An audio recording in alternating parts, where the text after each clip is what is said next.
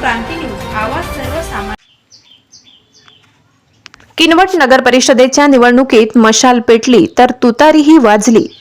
किनवट नगर परिषदेतून 10 प्रभागांमधून एक अध्यक्ष व 21 नगरसेवक निवडून देण्यासाठी मंगळवारी मतदान प्रक्रिया पार पडली.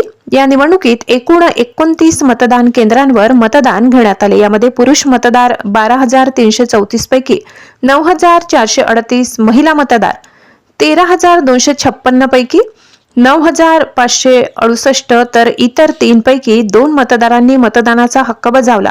एकूण 25,593 पैकी 19,009 मतदारांनी मतदान केला होता. त्यातून राष्ट्रवादी अजित पवार 5, शिवसेना शिंदे गट 1, शिवसेना उबाठा 3, भाजपा 4, राष्ट्रवादी शप 5, अपक्ष 3.